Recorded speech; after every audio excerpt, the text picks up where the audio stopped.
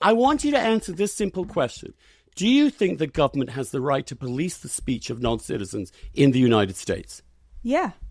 Do you think that it has the right to actually that's have the law. Okay, that's what you believe. That's what you believe. I actually believe that's the law. in the First Amendment myself, but you obviously don't, and that's fair. That's the law, Andrew. It is not the law. It is a 1952 law dredged up about foreign policy, which it makes no sense in terms of this case whatsoever. And it could be used so broadly. So, for example, do you think the United States could say that if you have criticized Russia's attack on Ukraine, that is actually against our current foreign policy, you're out of the country. We can deport you.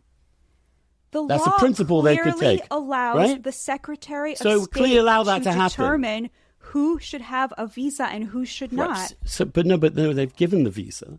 You're in the country. You operate here. Do you think if someone lies on their visa? You criticize Russia's invasion of Ukraine. The current position of the current administration you support is that Ukraine actually attacked Russia, that Russia did not start this war, right? So it's against U.S. foreign policy to criticize Russia. Do you think that Marco Rubio, who loves throwing people out of this country for things they say and believe, would have the right to do that to someone who criticized Russia? No, where does this end? Where does this principle end? No, that's not what you said. There's nothing about terrorism in the law you referred to. Nothing at all. It's against our foreign policy interests. Right. So it could mean anything.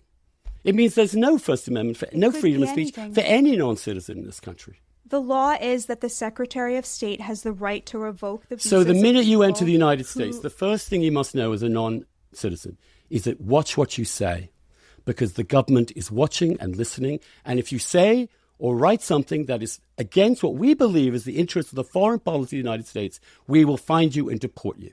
That's fine with you. That's the law. And you're fine with the law. That's my point. It is the law. And you're fine with it. You support it.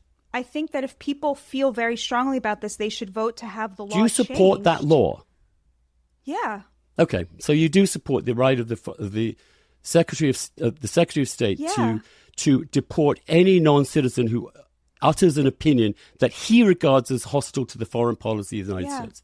Okay. Well, that's the end of the First Amendment for most non-citizens. Yes. I'm glad we've got that settled. I don't. But you only think the First Amendment should only apply to right? Yeah. Okay. I think fine. most rights. Do you think it's an appropriate punishment for a university that has engaged in all sorts of shenanigans, which we can agree with, in terms of allowing certain viewpoints to be expressed, which are not allowed to be expressed anymore?